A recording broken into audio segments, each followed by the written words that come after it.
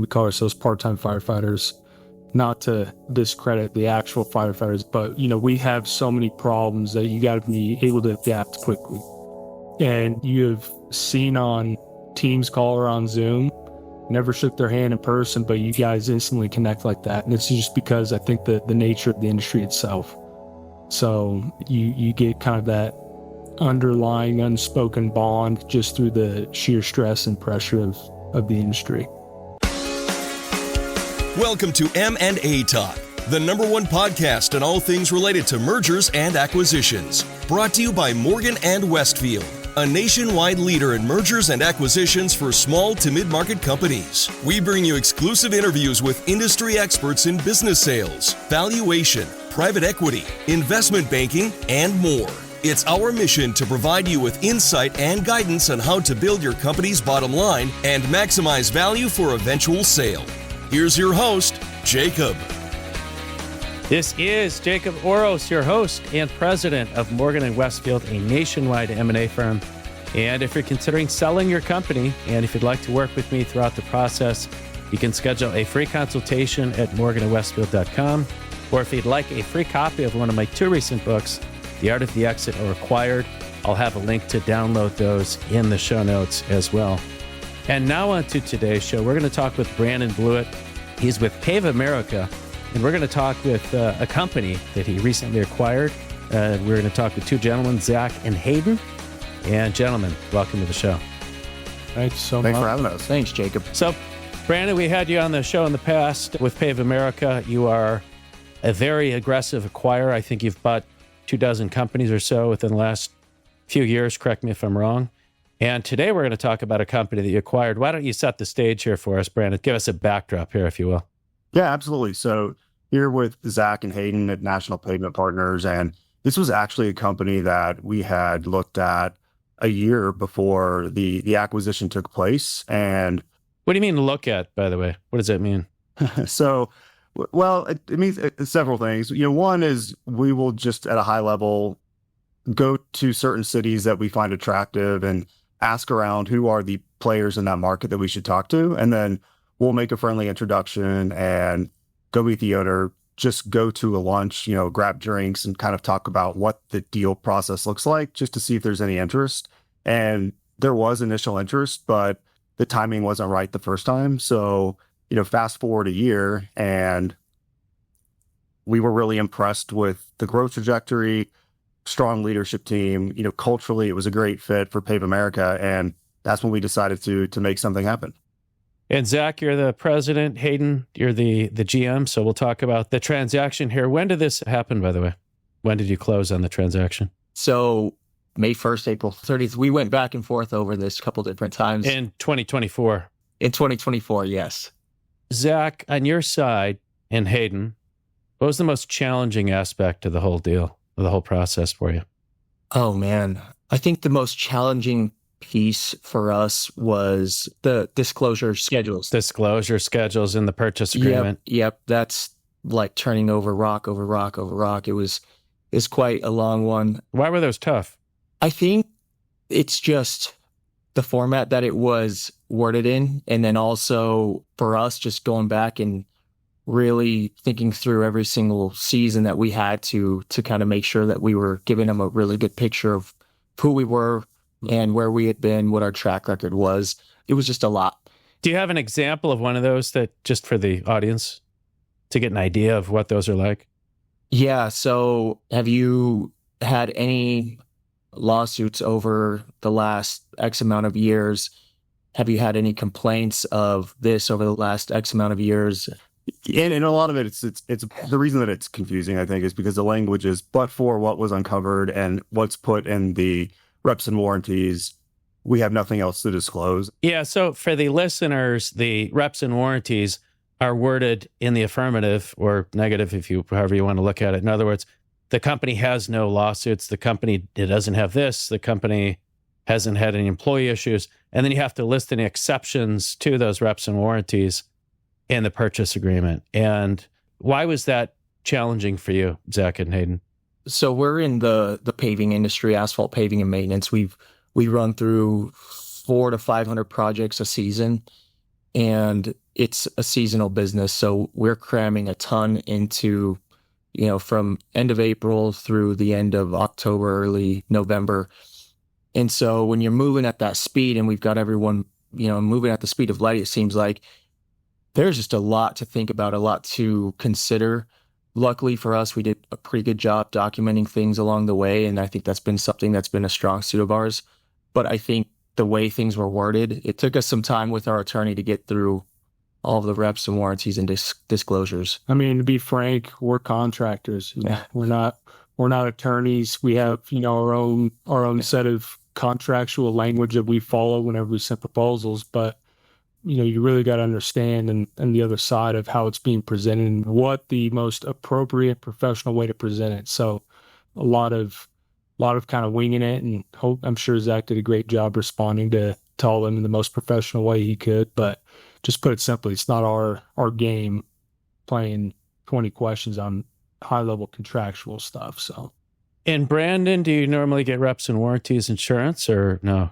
It's actually not market in our space for a lot of the deals. When I was in the building product space, and granted we were public, it was, standard for every single transaction, but we have only used it on one deal at Pave since I've been there. I try to avoid those, 4-hour deposition calls. How many issues have you had in your 26 deals with reps and warranties? We really haven't had very many. I think that because of the nature of the work, any issues that are going to arise are going to be pretty apparent, because if you're doing paving, there's a lot of CapEx involved. You're working with, the customers are pretty sophisticated on the corporate side. And so if there's any complaints or issues, those are pretty easy for our deal team to surface as they, do their diligence work.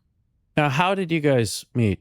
I would assume, Brandon, you hunted them down, or how did you get a hold of them? Hunted them down. No. Kind of similar. I'll tell from my perspective. Yeah. So we have a mutual friend who's also part of the Pave America platform. And he reached out to me and was like, hey, Pave America's been asking a lot about you guys. Are you guys interested?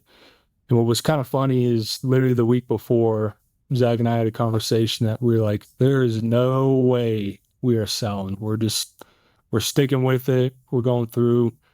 So I called him and I was like, hey, this happened and they really want to just at least have an initial conversation. And so Zach's like, all right, doesn't kind of hurt to take the call.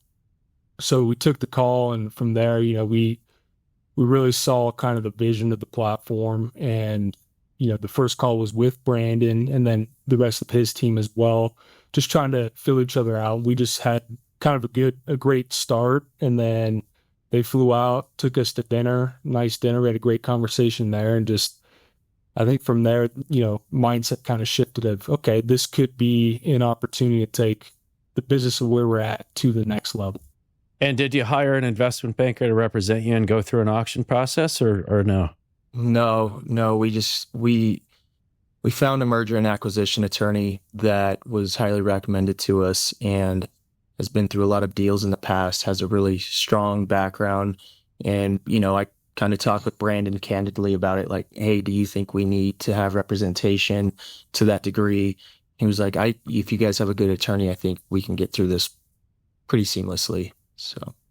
Now, Brandon, how much information did you request? Before you made an offer, how much information did you request?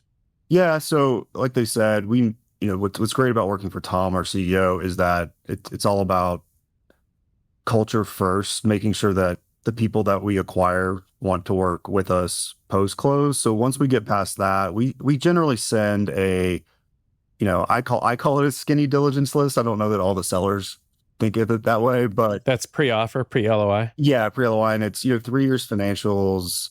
There's certain KPIs in our industry, like an EMR score, job costs, number of employees, and then from there we have a general sense of what the business's valuation should be, and we'll generally talk about it and say, hey, is this in the ballpark of what you were expecting, and if so, then we will submit the LOI. And obviously the LOI, the conditions to close include, going through the various diligence work streams that we have set up so that we can get it approved by our investment committee.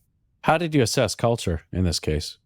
It's really pretty simple. I think, as a platform, we do not have a bench full of operators. So we want people that are, not necessarily young, but want to stay on board for a couple of years and see things through. And then we also look for what's your goal? If the goal is, hey, I just want to cash out and then I want to be absentee, that's not something that's necessarily a fit. And these guys are actually a testament to what, we always want. They've opened a new location in Arizona. They've opened a new location in New Mexico.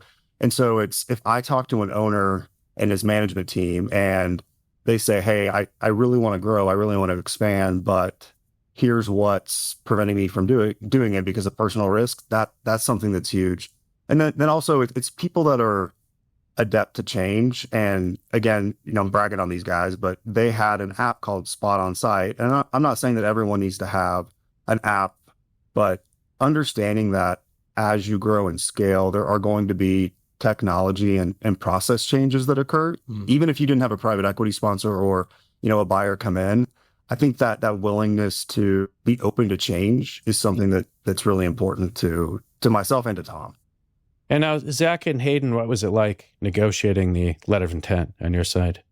It was pretty smooth for the most part altogether. We really lucked out. We had a few different companies that were looking at us at the time. We kind of like, all right, well, if we're going to let these guys, talk to us, we might as well kind of see what else is out there. One of the things that I appreciated about Brandon and the team was we all have time that we need to be aware of. And so we would get to the point pretty quickly. And there, when it came to negotiation, it was, hey, this is where we need to be. This is what we're looking for. And, they figured out some ways to make it work. And, for us, it was, we didn't want to play the back and forth game a whole lot. And so we were fortunate to align with that, I think. Yeah. You look at, when you get all the offers and stuff, you look at really kind of the bigger picture, right? Yeah. What's life going to look like post-acquisition, whether it's with this company, this company, this company, who best fits it? And, we chose the Paid America platform just of the prestigiousness, I guess, of the other subsidiary companies as well. So for us, it was a huge honor and privilege, and still is, to be in this group of such highly valued companies that we've known and for so long. And just seeing that, hey, they were a company that's not going to be cutting costs, so we're not going to have to explain to employees, hey, you guys might get laid off. And so you were sold to an extent before they even gave you an offer. Yeah. I mean, the things align pretty well, just from an integrity standpoint, and, some of the core values that we had in place, I think made it pretty simple for us. We were kind of fingers crossed, hoping that, they would end up where we needed to be from an LOI standpoint. And we were probably a little sold previous to that. How far off were you on that first offer? Was it 10% off, 20%? We were within 10% or so. Now, how stressful was that for you, Zach and Hayden, negotiating the LOI? Because this, in my experience as an M&A advisor, this can be a very stressful period for an owner.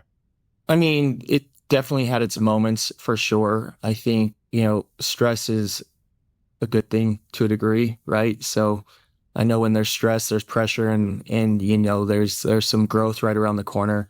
For us, we're in a stressful industry already. So asphalt, concrete, paving, and maintenance, it's already stressful. So, we kind of shifted gears. Luckily, we were doing a lot of the due diligence in a slow piece of our season. And so we were able to just kind of shift the stress from the workload over to, okay, this is what we got to get through this off season. Yeah. I would say it became more stressful towards the very end, because that's when you got the final disclosures. And then simultaneously, that was right when the season was kicking off for us. And so, we're bringing guys back on, got jobs, we got a schedule, we got to start producing. So you're almost doing double the work at the same time. and trying to get things in a timely fashion, so not slowing down the flow of the deal overall. So it definitely added it. But like Zach said, this industry isn't for the faint of heart. In my opinion, it's very rigorous. So it was just another to-do task that we had to do. Well, congratulations again. And let's take a quick break and we'll be right back. This is your host, Jacob, and thank you for listening to the show. If you're interested in selling your business and you'd like to work directly with me, you can go to morganandwestfield.com and you can schedule a free consultation. And like I mentioned, you'll work directly with me throughout the process. And now back to today's show. Welcome back to M&A Talk. Brandon, hats off to you for kind of teeing this up, so to speak. I think you did a fantastic job with Pave America, setting and defining your reputation within the industry, because Zach and Hayden had said that they were aware of your company. They were aware you have strong values. What have you done conscientiously to establish yourself within the industry and to establish that reputation? Well, I think it all starts with our CEO, Tom, and what I admire about him and what makes my job fun is we have to sit down with an owner face to face before we move beyond, before we move to the next step. And it's, you're bringing all of these portfolio companies into a platform, but we leave the local name, the local branding. And so we have to have a group of, 40 presidents now that all get along. And so you've acquired 40 companies at this point? Well, so I joined after the merger of two businesses that were Pave America. So we have roughly 40 companies and brands within Pave America. Pave America is $1 billion in revenue? Yes, we either just eclipsed or we're just shy. So right in that range.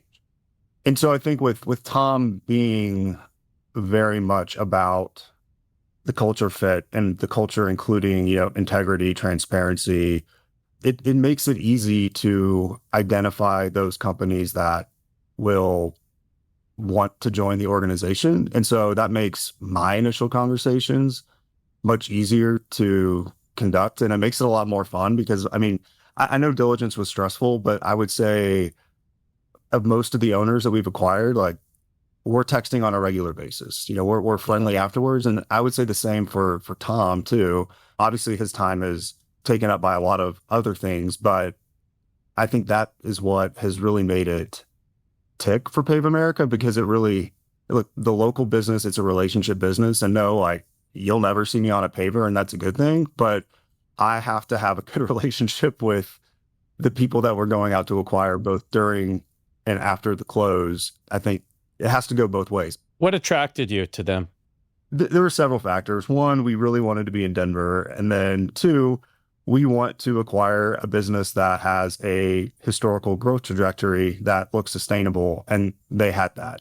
And like I said before, we want people that want to stay on board and help grow the business, and not just their own business, but also, the platform. And they hit all those marks. And that, for me, it's not really rocket science. It's just those three things are what we look for. And, and Zach and Hayden easily hit all those marks. Zach and Hayden, were you thinking of selling before Brandon and Pave America approached you? Or was that kind of on the plate, or how did this unfold?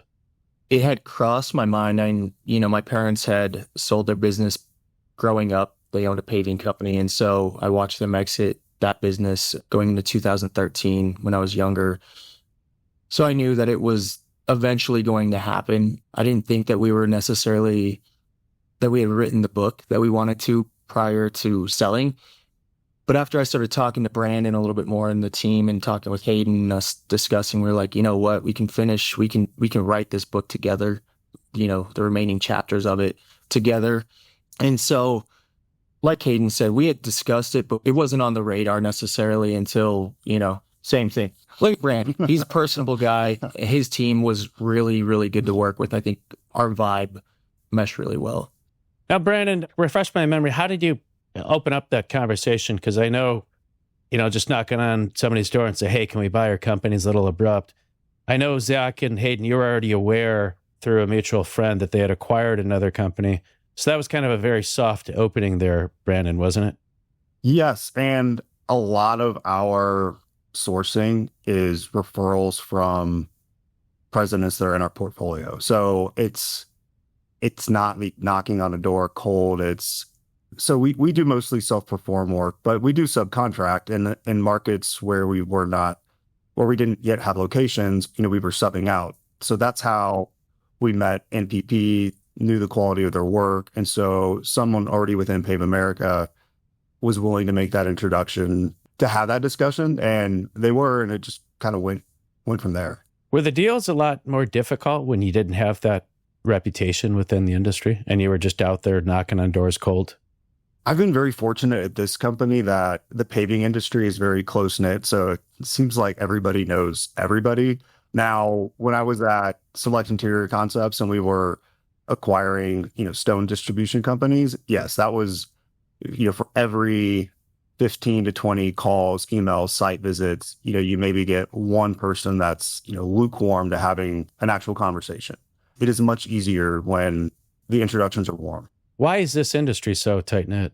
My answer is because we talked about it takes a special kind of person to go through the what ifs and the day-to-day fires that happen. We call ourselves part-time firefighters, not to discredit the actual firefighters that do that. We have so many problems that you got to be able to adapt quickly. And you speak a certain language, just like any guys in any industry. You speak the same language, but deep down, we all have that mutual understanding and know what each other goes through. And so whether you're a company here in Colorado or you're a company in Virginia, it's instant camaraderie if you know they're a paver. Same problem. So that's why it's beautiful when we had our President's Retreat. You can really get along with people that you have seen on Teams call or on Zoom. Never shook their hand in person, but you guys instantly connect like that. And it's just because I think the nature of the industry itself. So you get kind of that underlying unspoken bond just through the sheer stress and pressure of the industry. Zach and Hayden, how stressful would you describe the process? Because I think what's unique for you is that you're approached and sold to one buyer, whereas with many companies, they go on the market, they go through an auction process, and they might go through 100 buyers to get a transaction done. In your case, I would definitely consider you fortunate. You found a wonderful company here to acquire you, and you didn't have to go through that process. With that being said, though, how stressful was the process for you? If you had to rate it 1 to 10 or describe the process so other entrepreneurs know what they're getting into before they start. I mean, for us, it was probably, I can take stress pretty well. I would say it was probably a 7. Yeah. Overall, there were times where it probably got escalated, and then there were times where it was relatively easy and smooth. So. And Zach, what was the primary source of stress? I think the last 2 weeks. I think the last 2 weeks, because we had more stuff that continued to come up at the very end. I think it's just like buying a house, right? And it's when you're going to close, there's, hey, can you send me this statement? Hey, send this. And it's like, whoa, I some of it I didn't fully, anticipate. And that probably was due to my own negligence of it. But I thought we were kind of past a lot of some of the hurdles. But Brandon had also primed me too. He's like, getting to closing is not always easy. And it wasn't, the last few weeks were probably the most stressful. And it was because we had to push things a couple days at a time. And so that would probably be the most stressful piece. Yeah. What about for you, Hayden? I think kind of just on the seller side, if you've never been sold before, you have these kind of expectations in your mind, right? And so I would say for me personally, I very much had all right, we got to look as professional as possible. We got to have everything, our I's dotted and our T's crossed. And especially through a lot of the due diligence questions, which Brandon was fortunate enough to send us about 500-600 questions. It was that many? Down to what's your guys' nosebleed inspection process for safety? there's all kinds of random stuff. And we're like, well, I'm sorry, we actually don't have one of those. Yeah. You just tell them the white bra. So you kind of get this fear of like, okay, if you don't have something that they're asking, that's going to completely cut off the deal. And, fortunately towards the end, I was still with Brandon because we had a lot of questions still. Zach and I were just mulling over on how to answer. And Brandon's like, do you guys have this? And I was like, well, no. He's like, okay, no. Do you guys have this? No, sort of. Okay, no. And so you kind of realize that, all right, you don't have to have everything figured out. That's what the platforms that are do is to help support you in the areas that you miss. But, they're still people at the end of the day, and they understand like your business isn't going to be perfect. Why do you need all that information, Brandon? Why do you ask for all that? Well, there's different tranches, right? There's the items that we need for the valuation. And those were all things that, were big picture that we were hyper focused on. There are items that we need for day one planning and planning for integration to see where there's any gaps. And, those are, the second priority. And then there's an additional list of questions that we just have to ask because of our sponsors and our lenders. And a lot of those are geared towards, larger companies that are multinational that are not going to be applicable, but I have to ask, right? Because I have to give that checklist back to our sponsor and lender. And so I'll never forget, I think it was like mid Q of E, and our counsel had said, there's so many questions outstanding. I think I pulled you, Hayden, out of the Q of E meeting because our eyes were bleeding. And that's when we just went through a checklist, and probably an hour and a half, it went from being like 15 to 20% to complete to, 85, and the rest of the stuff that was already in process.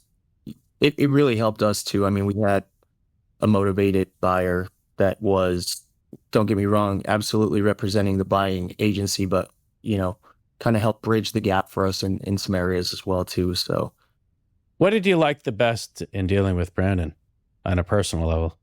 I think, for him, it was the empathy of, hey, I know this is not going to be easy. I'm going to help you get through it as much as I'm able to, still making sure that he's protecting his side. But I think the people, his team is incredible. And I'm not just saying that, like, his team really is good. And across the board, I think we've been very fortunate to acquire a bunch of teams like that. So, yeah. And I think my pat on the back to Brandon is he works the same way and operates the same way as Zach and I do with speed.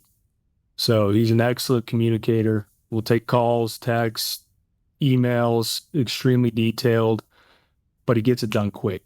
And so that's how we've always ran the business, whether we've gone too fast in a lot of instances and looked stupid on things, or have gone fast enough and have hit home runs with stuff. Like it's worked well. And so we appreciate him being the same pace and continuing to push the ball forward to help us out, get across the finish line. He was, even though he's on the other opposing side, so to speak, it felt like he was on our team as well to get this going. Oh, we're getting all warm and fuzzy here. I know. Oh boy. Brandon, it's your turn. What do you like about dealing with these guys, Brandon? Honest and open communication. I think that what I try to do every deal in level set, and they were represented by very good counsel. And I know we talked about this last time, how important that was, is you can't look at this like a trial that there's, opposing counsel on each side. We're all trying to row to the same end goal, and we want to be able to work together once we're finished with the actual deal process, because there's a business to run. This may be my work, but they've got much more important work to do that helps the company out. And I think what was great about them is that there was something that didn't make sense, and that's not their fault. It's we speak a very odd and weird language in the deals world, and they would ask me. And so instead of there being an answer that didn't make sense and there was a lot of going back and forth, they had no problem texting me, calling me, and asking me, what does this really mean? Do I really need to have this? And I think that expedited not only the diligence process, but also fed directly into what we needed to do between day 1 and day 30. And I'd say that the integration process there's always going to be bumps, right? But it was very smooth. And I think it was the honest communication and the continuous dialogue that we had, and a great attitude. They didn't get bogged down in, this is a me versus, this person. And I think that, that makes for a great deal environment, even though it is highly stressful for both parties. Let's take another quick break. And then when we come back, let's actually talk about that integration process. And we'll take a quick break and we'll be right back. This is Jacob, your host, and thanks for listening to the show. If you'd like a free copy of one of my books on selling a business, you can send an email to podcast@morganandwestfield.com. And we're giving away 2 books. The first is The Art of the Exit, the complete guide to selling your business. It's written for businesses with 1 to 10 million per year in revenue. And the second book is Acquired, The Art of Selling a Business with 10 to 100 million in revenue. And again, if you'd like a free copy of either of those books, you can send an email to podcast@morganandwestfield.com. And now back to today's show. Welcome back to M&A Talk. Brandon, to what extent did you integrate this company with Pave America, with the corporate brand here? Right. So we leave every local name intact. So it'll be National Pavement Partners, and it may say, a Pave America company underneath. And a lot of the reason we do that is for just transparency with customers if there's multiple portfolio companies bidding on work. But, largely we like to leave the customer relationships intact. They make their own hiring decisions. If they need to consult with us on, maybe a higher level role, we're happy to jump in. But really the integration that we do is we put everybody on NetSuite, our accounting system. We move people to our health and welfare benefits, which given our size and volume are generally, richer for the employees. They have access to the 401k. And then it's, I think, payroll, and then the bidding and estimating software. That ERP system. Yeah, the bidding and estimating is probably sometimes the most painful. I don't think it was for you because your company is tech savvy, but sometimes if people are doing that in Excel or quite literally on notepads, that's the biggest hurdle. But we try to take the back office pressure off of the businesses, because most people that start a business weren't super passionate about accounting and HR, right? They wanted to do or they wanted to sell. Definitely not HR. And so we try to alleviate that burden pretty quickly in the first 30 to 60 days. Now, Zach and Hayden, how stressful was the integration process for you? We were lucky enough to start the ERP system that they had, a year prior to that. So that's usually the biggest hurdle for, I think, most companies. I could see why. But for us, we were in the tech world. We wanted to go that direction anyways. And so it checked a lot of boxes for us. The hardest part of integration for us was probably accounting and getting transferred from QuickBooks over to NetSuite, and then making sure, chart of accounts lined up, and making sure that, I'm still understanding how to read the income statement compared to where it was before. But then we had some other stuff as well too, with like Limbo, which is a program that we use to help track and monitor fleet maintenance and everything like that. So for a company that's not set up to function all the way around in a full circle, it could be pretty difficult. Yeah, my perspective is, my role is put the end goal into process and actionable steps. And so, we're rechanging entire processes for credit card, receipt uploading, for bids sending out, jobs awarded, invoicing. So it's really, that was the most difficult part, was not really getting onto the systems, but how everyone's going to adapt and use the system. But we've always had the mentality, like, if you're not changing, you're dying. And so that's why we fully embrace the change, and we promote it here at the top down. And we built a culture that people are like, all right, if that's where we got to go, then that's where we go. So stressful just due to timing. Obviously, we talked earlier, we're right in the heart of season kicking off. But other than that, like, you get through it. And they were very fortunate. They were very easy to work with. Like, hey, you don't have to have all this right now. Like, if you guys need another month to get over on Samsara and Limbo, which is on our fleet side, then take your time, because the last thing they wanted to do was slow down us from doing the end goal of producing that. Did both of you stay on full time? Yeah. How did Brandon convince you to do that? So most people sell their company, they want to sail off into the sunset. How did he convince you to continue to work in the business? We rolled some equity in our deal. I think there's obviously a piece that's important in that. Into the parent company, correct? Into the parent company. Got it. Okay. Which is why you mentioned about the P&L. Trying to read the P&L is a little tricky now. Exactly. So we had, number one, a vested interest in it. To be honest with you, I think us being under an umbrella and brushing shoulders with other companies that are calibers beyond where we've been, people that I've looked up to growing up, that I've watched build incredible businesses across the country.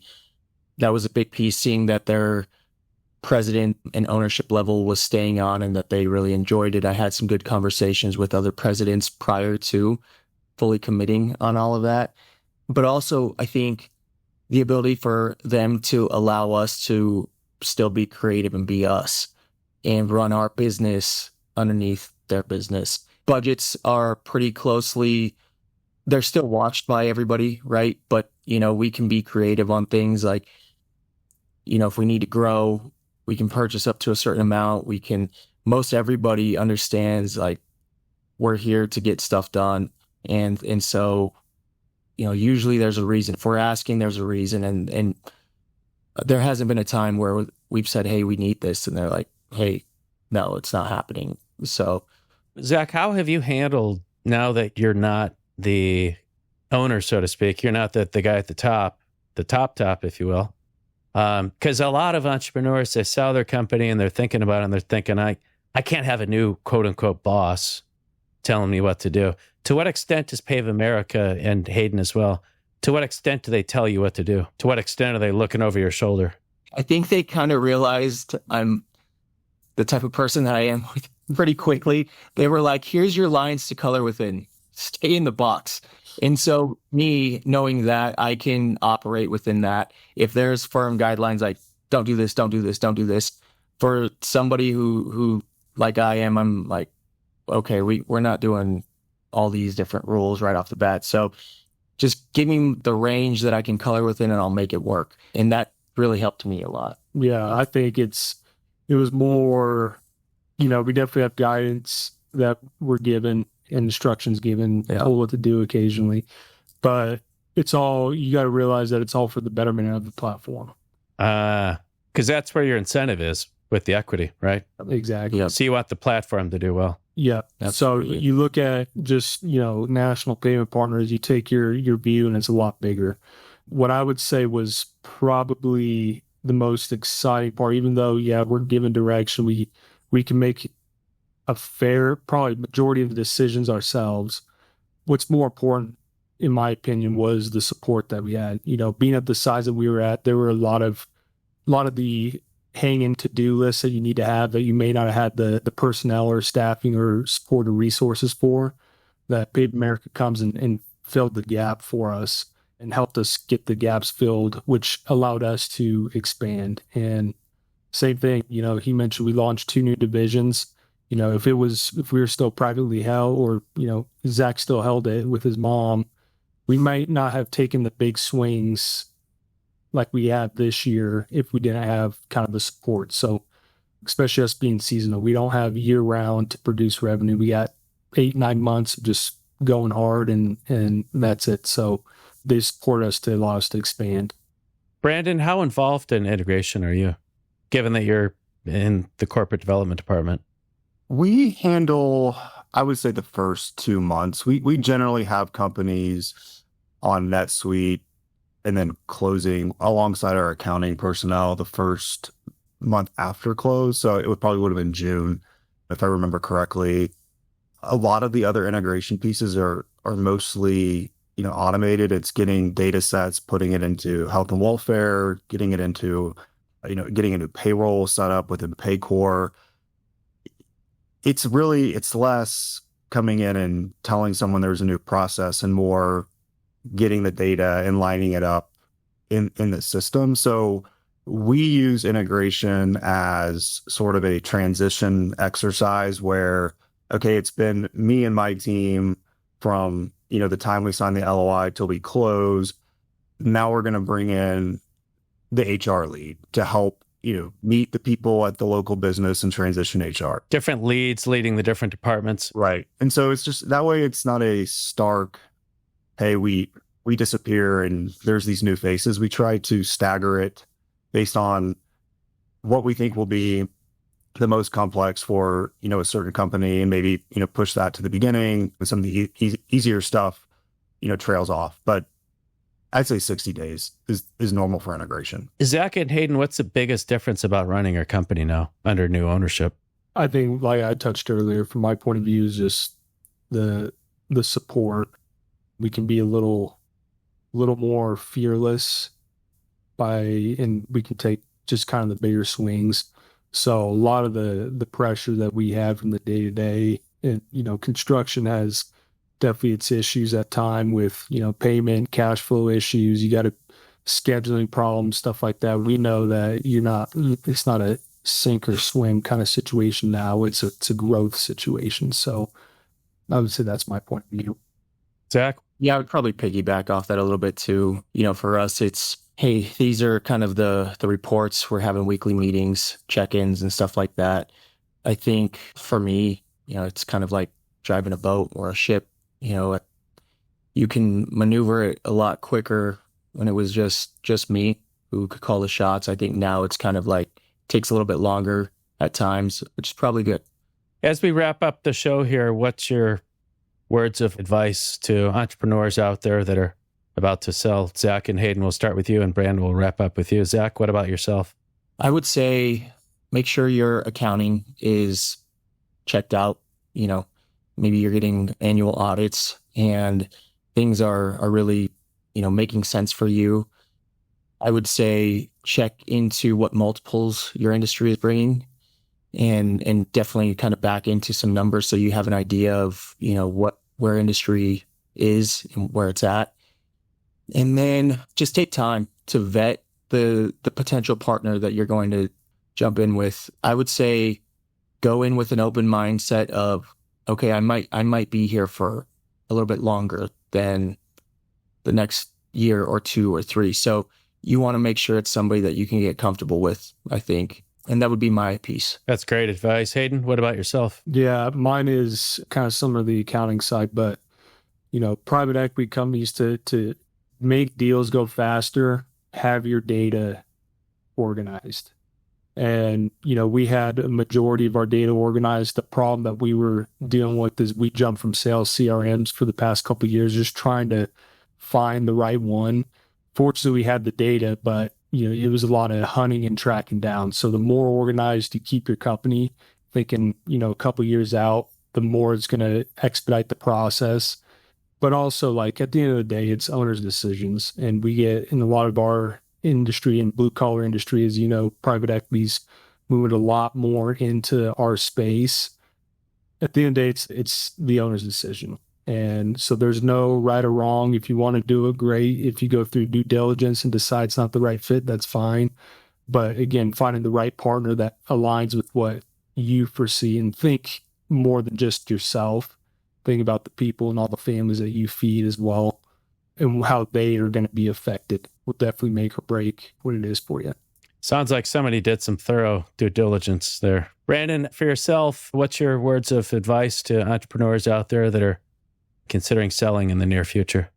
I would tell them, ask yourself why you want to sell and what's the goal, because that's going to dictate who's the most attractive buyer. If you're just looking for, a windfall of cash, there's nothing wrong with that, but it's fine to go to the mat over purchase price and getting the maximum value extracted from the deal. That said, if you're someone that's entrepreneurial, that wants that extra capital behind you so that you can be a part of a growth story, then I think vetting the buyer and the culture and asking to talk to other people that have sold to that platform is paramount, because, history repeats itself. And why I like to give every potential seller the complete Rolodex of our presidents is they can go ask any of them. I'm not going to hand select. And I think that there's a lot of buyers that do that, and maybe you get a different picture, right? So I think just understanding why you want to sell and then letting that, dictate the buyer selection or evaluation criteria. Well, sound advice. Zach and Hayden, congratulations.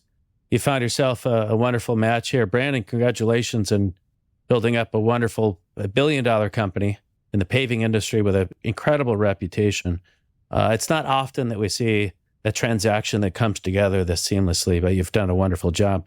Thank you, gentlemen, for joining us. We will have their contact information in the show notes if you'd like to reach out to Brandon, Zach, or Hayden.